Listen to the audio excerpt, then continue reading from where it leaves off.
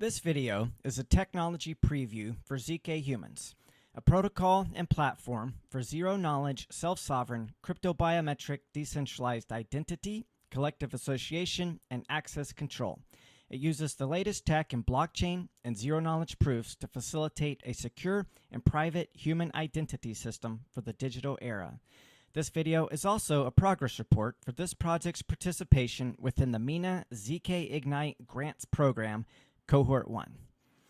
On my screen here, there is a deployed zk app. This is the UI, and it has a smart contract written in MENA, snarky.js, that is deployed.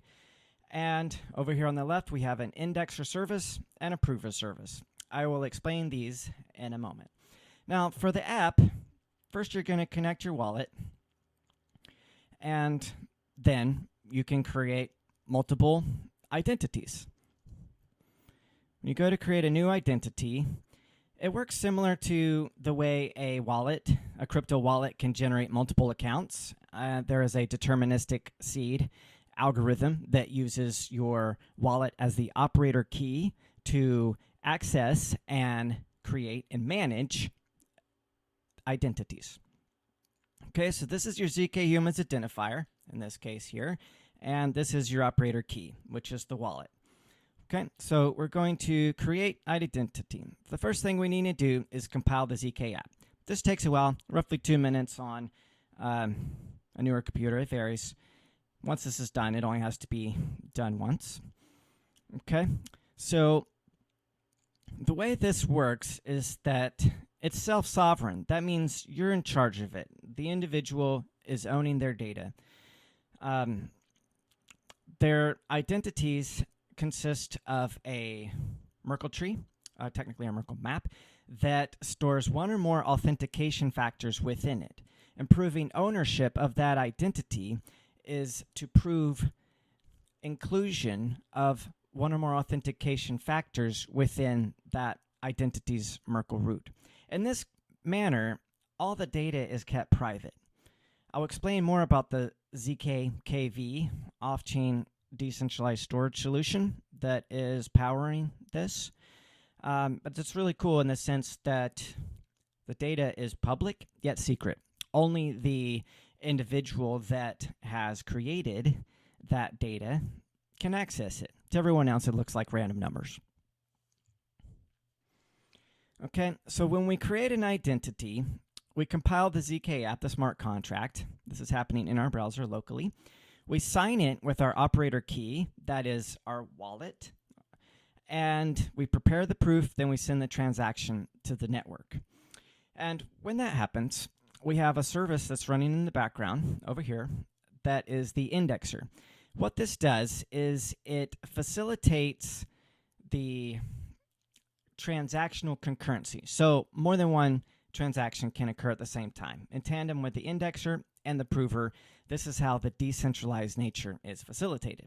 Now, this is built using Prisma as an ORM, an abstraction. It's basically database agnostic, but in this case, it is using the SQL databases that are provided by Prisma because the intentions are to scale to the size of humanity and have high performance on a local level. And it's decentralized in the sense that the contract is the manager, the ultimate state transition manager for all transitions. So the indexer has write access to the local database. Everything else is reading it, and it sends it to the smart contract through proofs, and only verified data can be written. Okay, our zk app has been compiled. Now let's sign it with our operator key.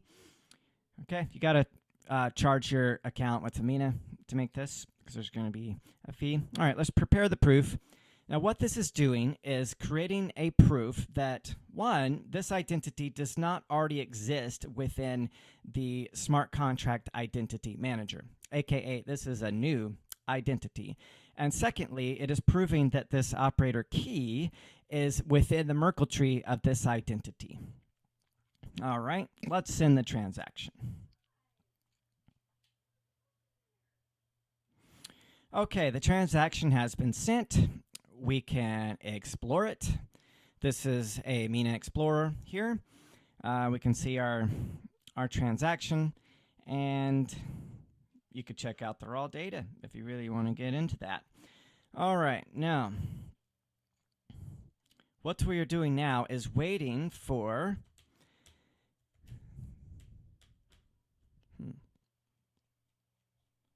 the transaction to be picked up by the network.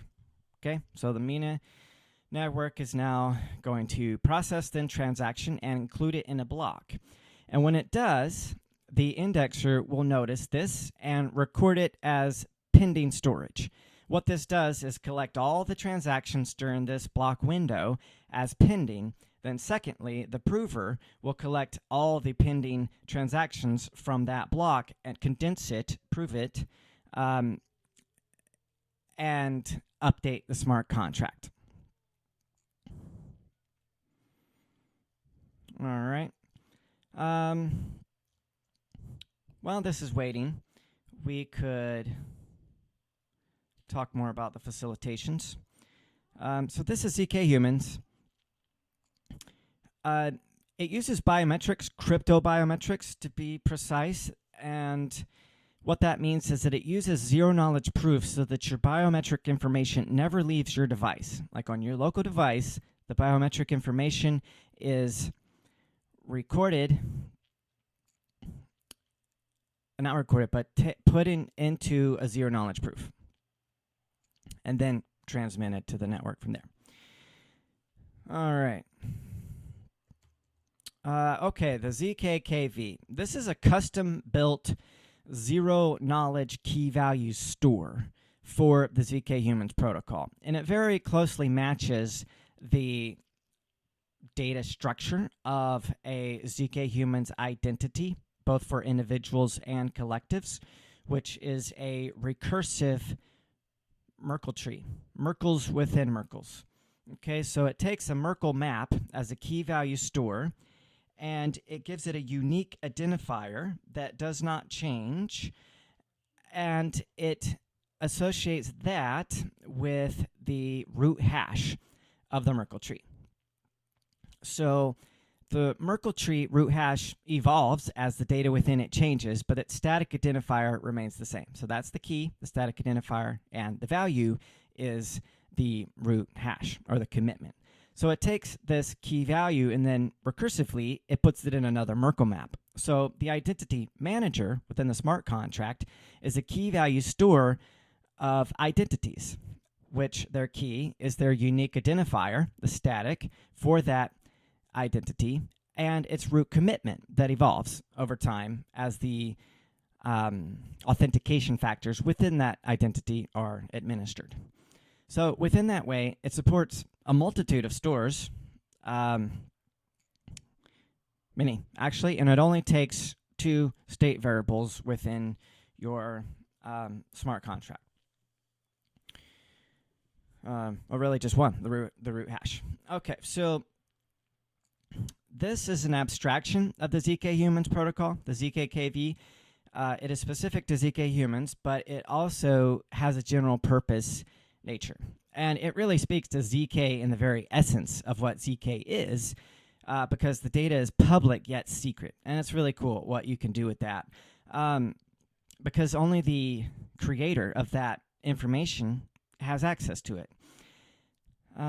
Additionally, there is metadata, which is public, that we'll call that protocol data, that zk apps building on this can use this as a reference to other data within their database, other zk data, etc. Okay, so multiple nodes can support the decentralized nature of this by listening to the smart contract and replicating this data. It works similar to a Redux store, if you're familiar with React and Redux, whereby there's actions and kind of a flow of that data. So the smart contract manages all transactions, all state transformations, and everything else is able to read the output of that. So in this way, this zkKV system is decentralized and distributed.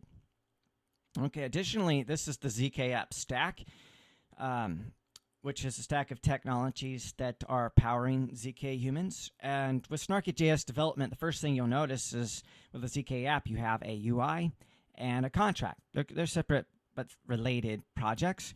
And so a mono repo fits this very, very well. This project is using Nx, and it works really well. It's so awesome in the sense that you have a multitude of libraries and apps. This is a starter kit and zkHumans node.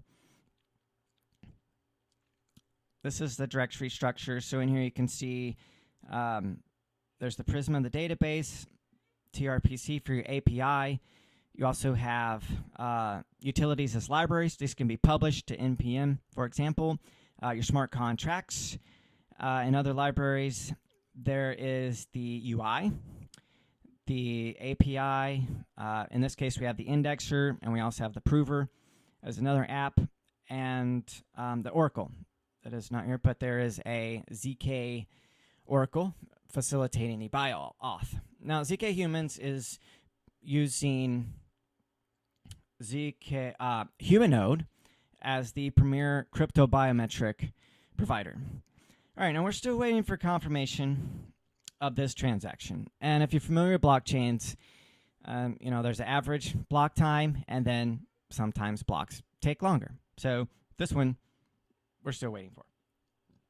Let's come over here and check it in the Explorer and see what's up. Yep, it's still pending. All right, it's been received. Our indexer will notice this any moment now. Okay, actually, 3 minutes ago, our perception of time as we're recording is just a bit distorted. That's the average block time for Mina Berkeley network at this time. Okay, so let's check for the indexer here. That's this process over here.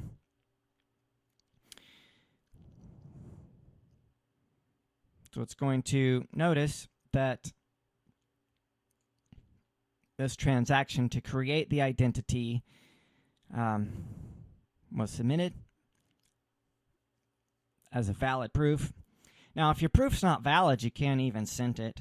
That's kind of a convenience here. All right, there we go. So it is now recognized by the ZK app as pending. See the status indicator? It is pending. Okay, now what is pending is for the prover to take all the pending transactions that occurred within that block, ZK proved them, condense them into a single state transformation of the identity manager Merkle root. Okay, so it did that, and it sent that transaction. Well, it's sending. It is sending the transaction to the Mina network. And when that happens, there will be another event that the indexer will pick up that shows the new root for the Merkle tree, and that all pending state transformations of that block are now not pending. Okay, so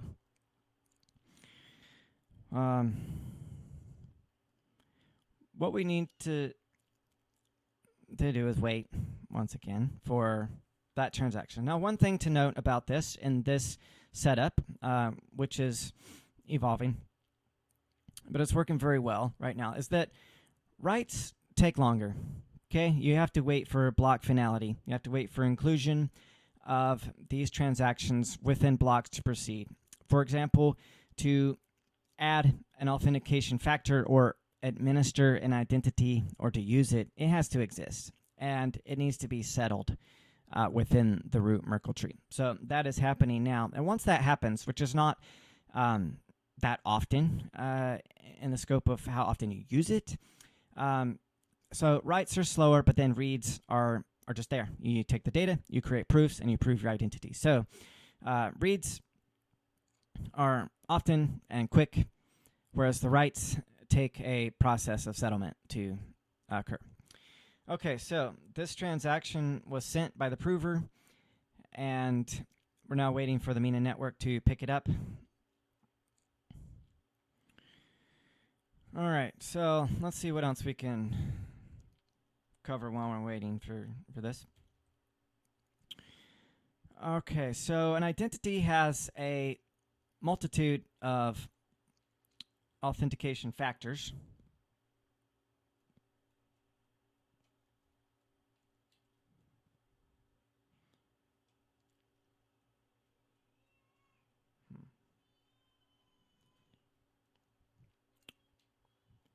And this protocol will expand over time to include more authentication factors. Now, I'm actually going to pause this recording at this time while we wait for this transaction. I'm noticing a delay in my screencasting here, so I'm just going to pause and catch up to that. All right, so our transaction was picked up by the network to commit the state changes. And you can see here that our indexer picked it up and applied it. Okay, so the storage set was pending is now confirmed. Okay, from here, we can now manage our identity's authentication factors. Now, the operator key is the first authentication factor within our identity. Okay, this is how we manage it. You can click on it to see details. You can see it's zk storage key. It's checksum for distributed validity, extra check, and these are the smart contract events associated with this storage item. So this is when it was pending, this is when it was committed, and you can click on those to see them in their raw form in the Mina Explorer. Okay, so now let's add an additional authentication factor to this identity. Okay, so currently many authentication factors are planned. This is the idea is for this to be a protocol, very extensive, some form of community governance mechanism to manage the protocol aspect of the authentication elements, the types, as well as the providers. A multitude of providers are supported as well. So let's just say password. Okay. You enter the password, that's the secret. You select the provider. In this case, it's self. Okay. You sign it with the operator key. Okay. Again, that's your wallet. That is as an authentication factor. Okay. And we're going to prepare a proof. And so what this proof is that, one, this identity is registered within the identity manager of the smart contract within that Merkle tree, and that we own this identity by proving that the operator key is within the Merkle tree of this identity. And now we are creating a third proof that this new authentication factor is not in there and will be within this identity Merkle tree. Okay, so let's send this transaction. All right, there it is. Again, we're waiting confirmation. And at this stage, we can add another authentication factor because of the transaction concurrency. We don't have to wait for it to conclude. We just needed to wait for the identity to exist in a settled format before we can make state transformations on it. Okay, so for this second one, I'm going to show you the bio-auth feature. Okay, so select type, proof of human. The provider is humanode. All right, and so the proof of person from humanode proves that a human is unique and living. Okay, so,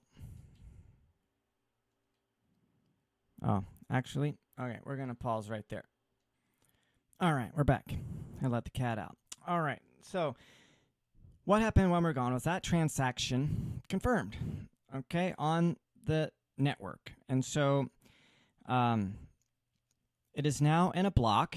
The indexer picked it up over here as an event, recorded it as pending storage to facilitate the transaction concurrency.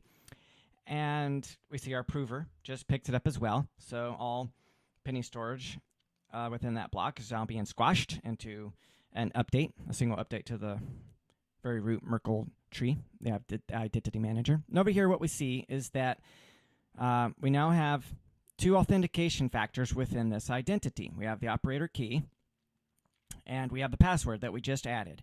Okay, its status of the password is pending as the prover is doing his thing. Okay, so here we can see the transactions related to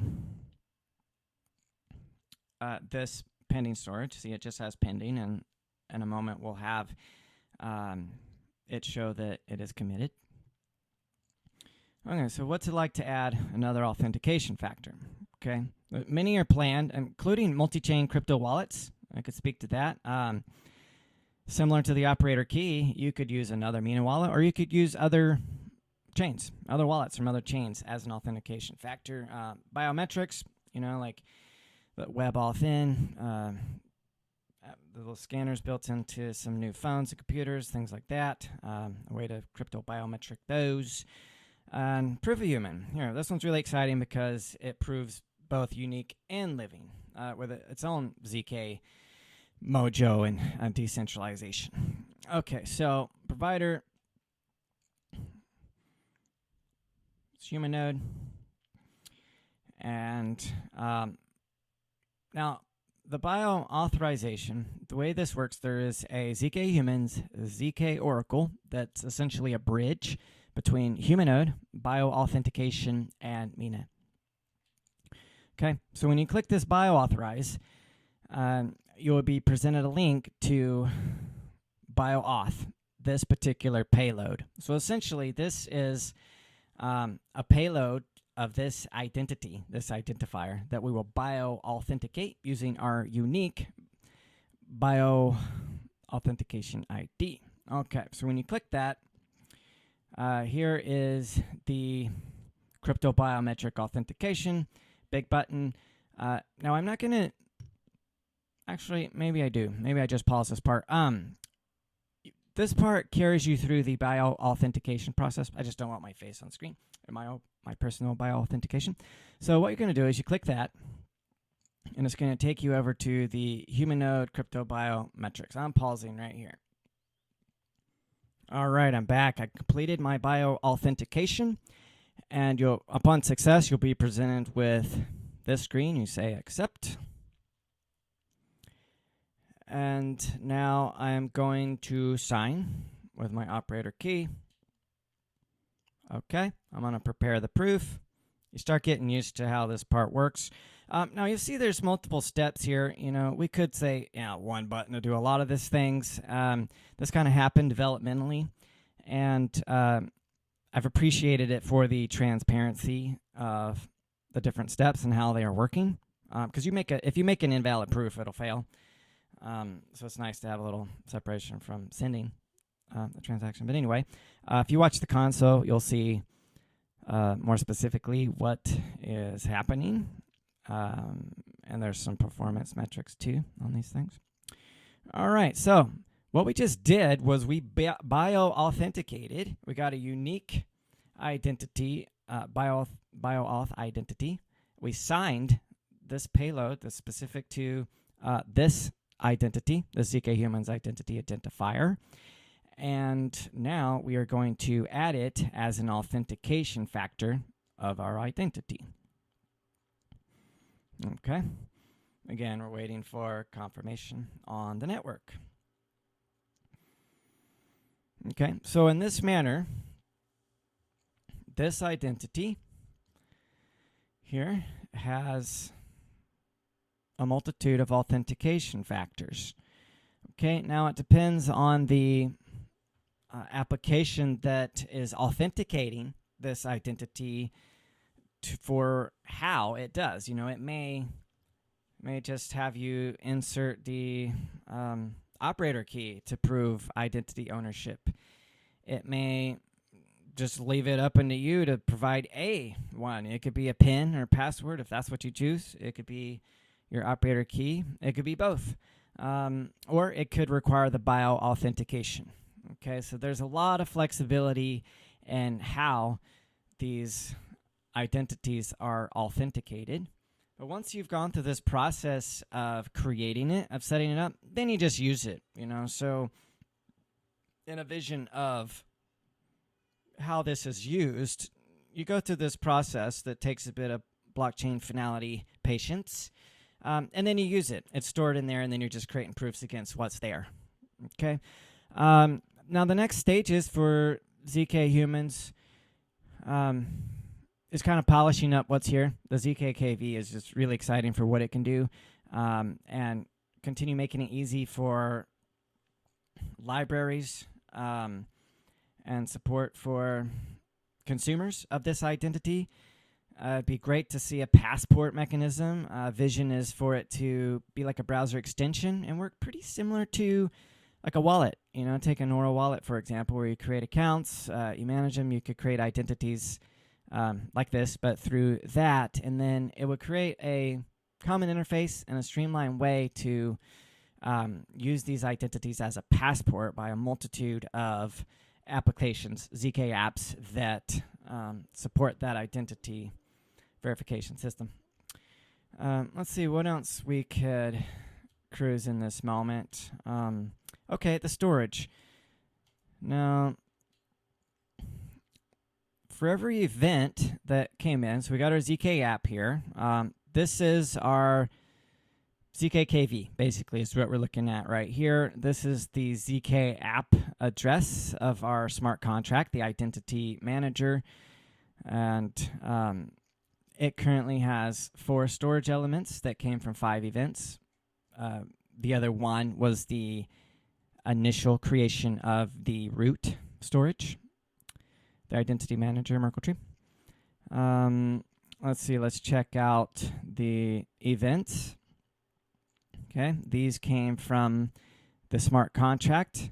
We had some pending events, and commit and the create was that very first one. Transaction hash, which block, etc., and the storage. Okay, so this is the cool part of this, is that it's just numbers, right? Like this will fill up as more and more identities and authentication factors are added in here. If it's not yours, this is what you get. Pile of numbers, okay? It's a hash, one-way hash produced by the root, the zk app address, as well as the operator key that is private, and the authentication factors. So that's the really cool part about this, is that it's public yet secret. This is the metadata. This is the protocol data. This part's public. This helps to facilitate usability in the decentralized and distributed nature of things, the way that it's read-only for users, as the contract is in charge of saying what the indexer can write in terms of data. So this is kind of like a bonus. Storage can have extra meta. What you could do with this is pass in another reference for your database. So let's say you got whatever kind of data. It's a game. You got all kind of attributes, this, that, and the other, things for that user, things you want to be protocol accessible. It could just be a zk number, right? It could be a key to another zkKV store. It's recursive in that way. And all right, yeah. So with this, it's powered by SQL. That was one of the ambitions of this project, is to scale to the size of humanity. Okay, and there's some databases that we know their scalability. Prisma is cool because you can swap out different databases that are supported, but really it's agnostic. If you want to put in SQLite for your situation or IPFS, you can use the same kind of state like Redux management system and put whatever storage engine behind it that you want on your end. So you can check out the code to see how those events are handled and processed.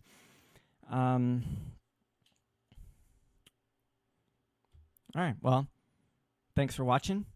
And this thing's really going to go some places, so keep an eye on it. Thanks.